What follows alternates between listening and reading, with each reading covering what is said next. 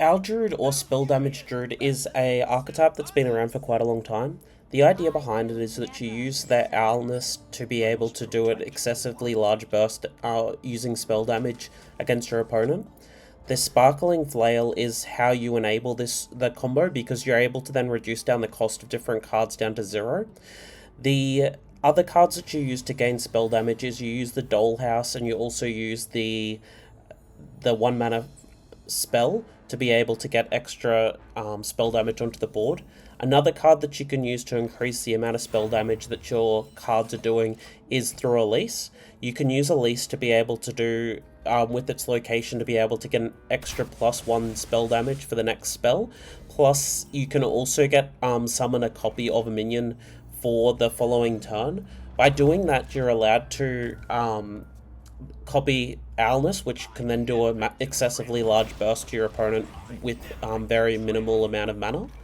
The other cards in the deck that you will be looking for to do the combo is the Flail, as I mentioned before. You're trying to get your new heights done early as well, just so you can get yourself ready for the later turns of the game.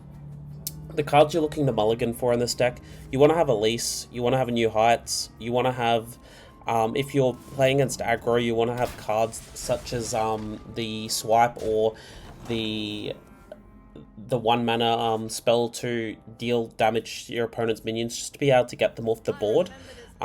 You're wanting to try and stall essentially until you get to the later turns to be able to get your combos and things like that going. The Elise is in general going to be quite strong for you. New Heights obviously is really good to get yourself into the later game quicker. Mr. Vista is a bit of a bait. I find Mr. Vista quite a strong card getting it down on turn 5, but you generally don't want to be mulliganing for it, just simply because of the fact that if you do get the mulligan, you will find that it's going to, you won't get your ramp, which is probably more important in this deck than that. Yeah. Going into the gameplay, I did get the Elise spell. I chose the one that generated an extra spell. I didn't have the option of getting the copy, which is the reason why I hadn't played it down. I also used the location to be able to get, and my flail to be able to get the Mr. Vista onto the board. This obviously allows me to set up for next turn.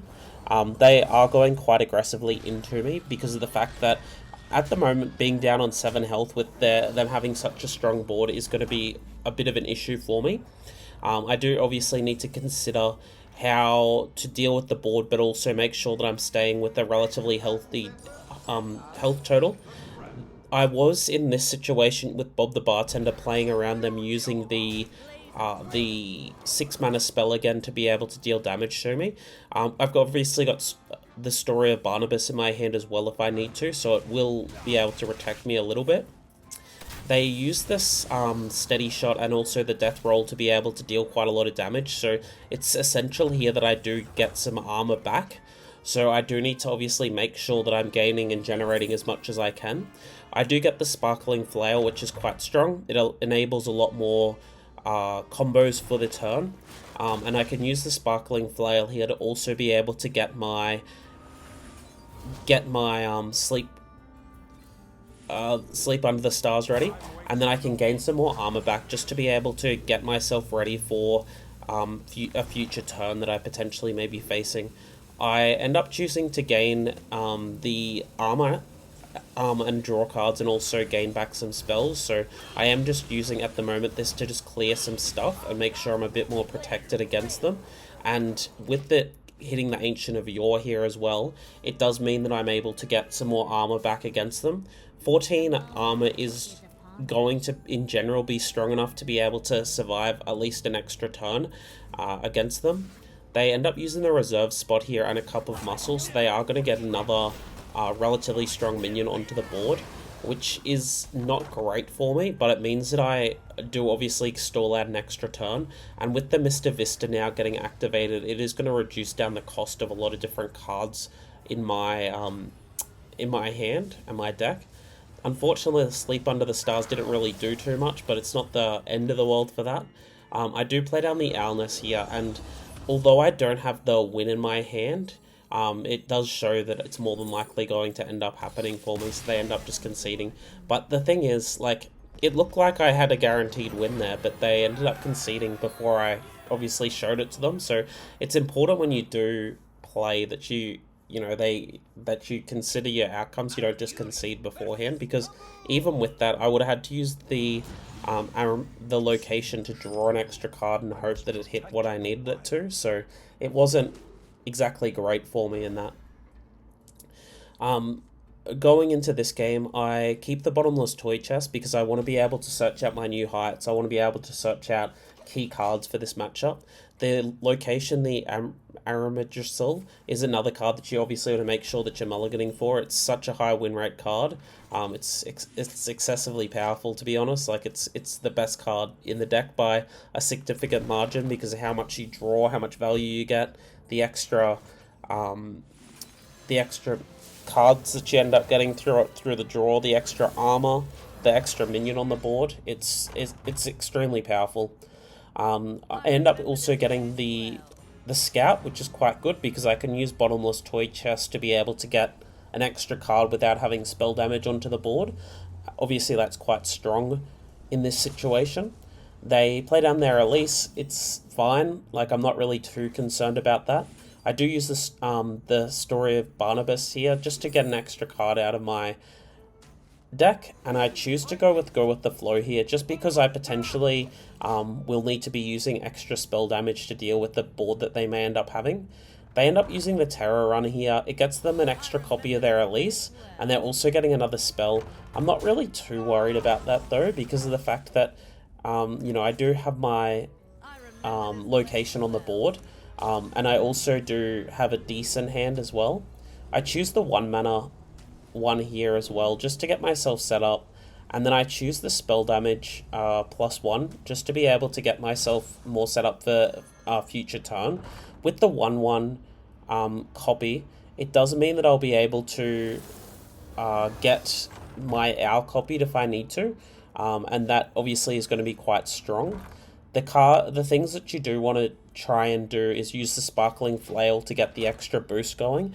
And if you use the location, the Amirdrassil, you're able to use that with the 3 mana in addition to the Flail, and then it's able to deal a lot of damage to your opponent. So you'll, I think I end up doing that sort of play during this game as well. And yeah, what you're trying to do essentially is just stall out for a few turns while you're generating some power towards your opponent. I end up playing down the Ancient of Yore here. It's obviously gets me an extra card, and I don't want to use the location here just because it's obviously not going to be worthwhile for me. I just get rid of the other Elise that's on the board there and just pass the turn over to them. I could have potentially taken out their Elise if I wanted to, but it's not really too much of a big concern for me. With the Ancient of Yore on the board, it's obviously threatening enough for me to go against them, and it obviously is getting me a little bit of extra armor to potentially deal with the solid turn they may end up having. This turn I'm going to be looking at playing down the Owl and the Sparkling Flail to be able to get quite a lot of damage done to them.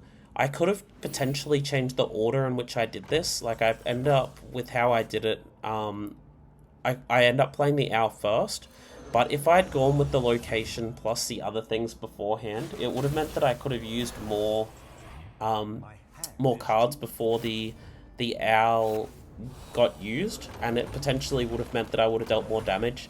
It's not too much of an issue considering the fact that I do obviously have the swipe and the flail, but it is a consideration if you are needing to boost some extra damage. So yeah, like it would have helped me with extra cards being onto the board, but it would have meant that I wouldn't have dealt as much damage straight up. So it has its own consequences that come from it. Playing against a Demon Hunter, it's generally going to be an aggressive deck, so it's important that you're looking to keep your things such as the Rising Waves, this Seabreeze Chalice. Obviously Dollhouse in general is going to be quite strong for you to keep as well, simply because of the fact that with the Dollhouse you can use the Chalice then to be able to trade up and deal extra damage, and yeah, the Dollhouse is quite a strong card for you to be having as well. So I end up coining out the Dollhouse just to prepare for next turn if I need to.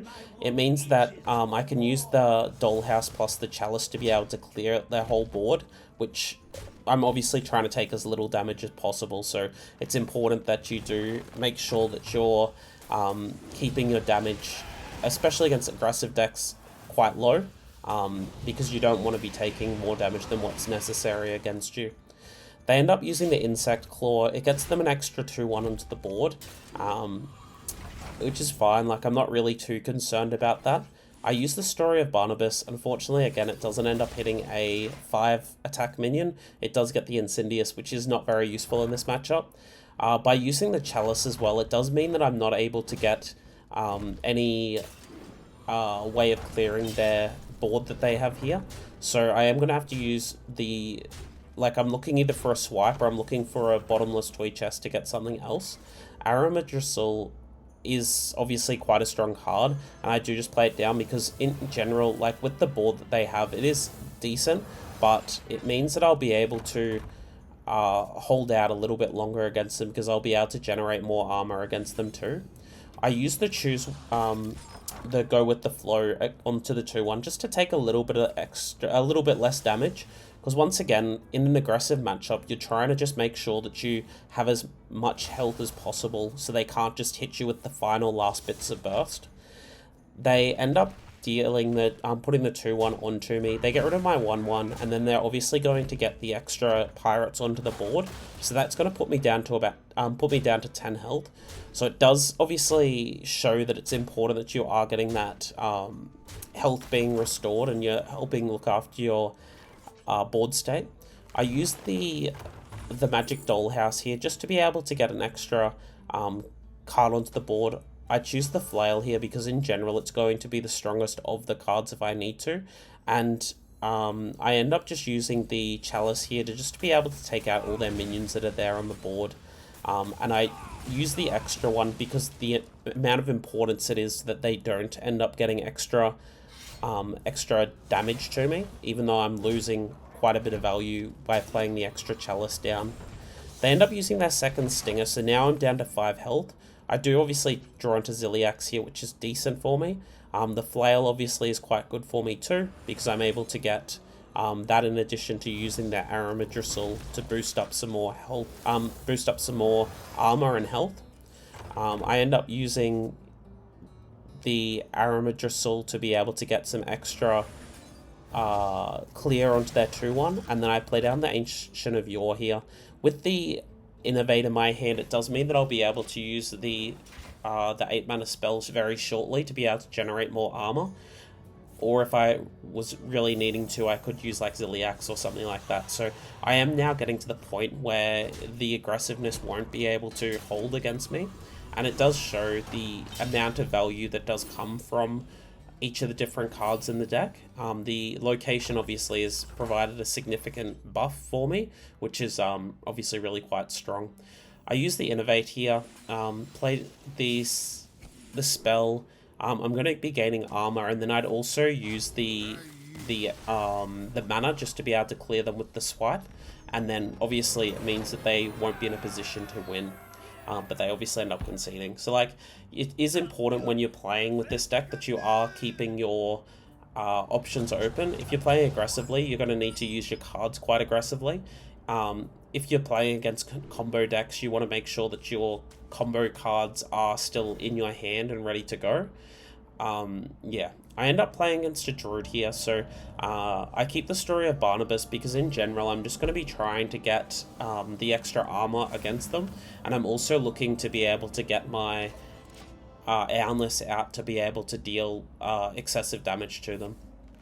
They play down their Living Roots here. Since they're playing the Imbue deck, it is important that I'm making sure I'm controlling the board somewhat, in which, like, if they just have 1/1s, I'm not really too concerned, but if they end up getting large minions, that's where the issue ends up coming from.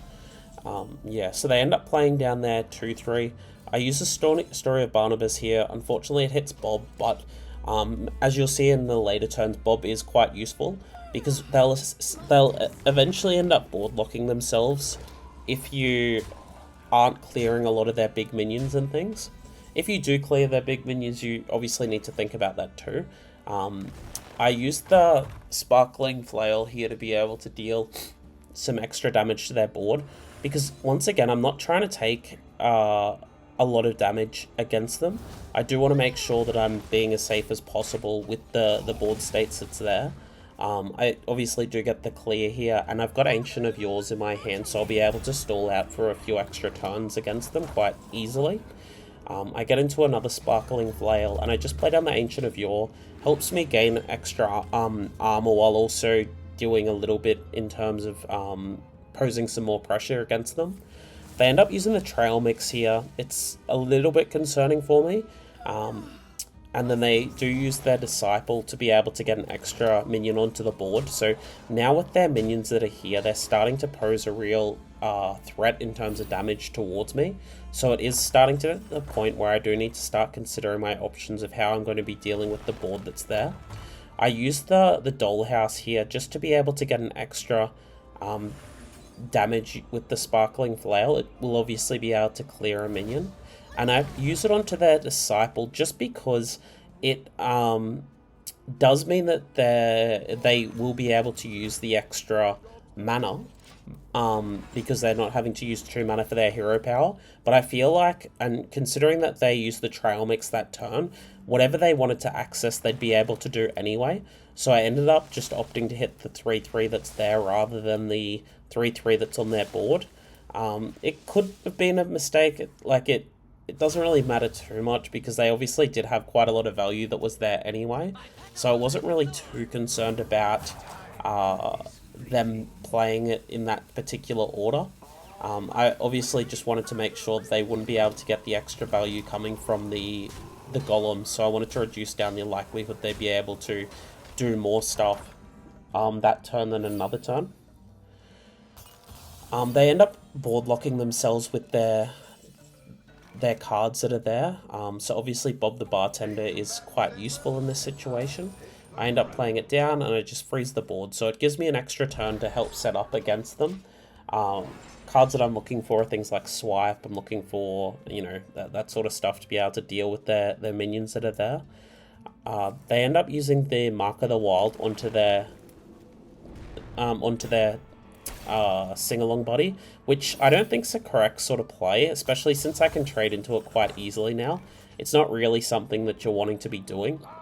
I use the Bob the Bartender just to trade into the 4/4. It gets the extra Divine Shield that's off there, and then I just play down the Ziliax. I do just want to, in general, just clear some stuff while also having the extra health coming back. I'm essentially wanting to stall out another few extra turns. I could have gone with Sleep Under the Stars that turn, but it wouldn't have been as likely to clear as much stuff and be able to deal with as much stuff as well. They end up using their Living Roots onto my Ziliax, so they then will just trade into it. It does mean that I don't get as much health back in general, but what I'm trying to do here is I'm thinking of how I'm going to be able to deal with their boards. That's going to be coming up quite shortly. You can see their minions are getting quite big, and that turn pretty much was going to be the last sort of turn that the Ziliax would have been extremely useful for me. And then they end up just doing some trading. I don't particularly like that trade they did just there. It wasn't particularly good. They really should have been taking out my minions that could have traded into their other dudes. I end up getting the Incendious with the Story of Barnabus, and I do end up playing it down. It's a little bit risky to be doing it this sort of way, but I do need to think about how I'm going to be AoEing the board. There isn't really much of a chance that they'll be able to deal lethal to me this turn, which is the reason why I played the Incendious just then. But I do need to make sure the Eruptions are in my deck so then I can start with the Sleep Under the Stars and deal some AoE to the opponent. With the extra Dollhouse as well, it does mean that I can get extra damage coming from that as well. I end up drawing into Mr. Vista, which isn't really going to play too much of a role for me. I do play down the Dollhouse here, and I end up activating both of the Dollhouses, ready for the Eruptions to be going off.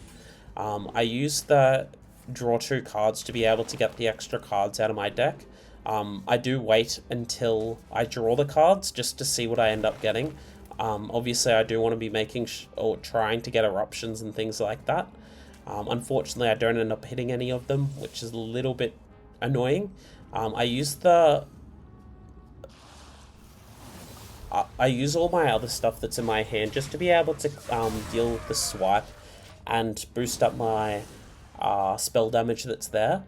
With that, it means that because there's no real charge minions that are in the deck, and in general they won't have a swipe as well, so it obviously was important to make sure that their board's cleared now, and I'm able to threaten a little bit coming from that as well. They end up getting their like, I feel like that was a little bit of a mistake there, because I don't think they should have played the Kill Jaden just then. It felt a little bit incorrect. I end up using the bottomless chest before the Owlness, because it was likely that I'd draw into an eruption here, but if I get a second eruption anyway, it doesn't particularly matter too much for me. Yeah, like, it's not really in any sort of bad situation for me. I use the extra eruption just to be able to deal some more damage and then pass over to them. Like, at this point, with just their Kill Jaden that's on the board, the only thing they could draw into is the Doomguard, which obviously didn't end up happening. If you've enjoyed this content, please like and subscribe, and bye for now.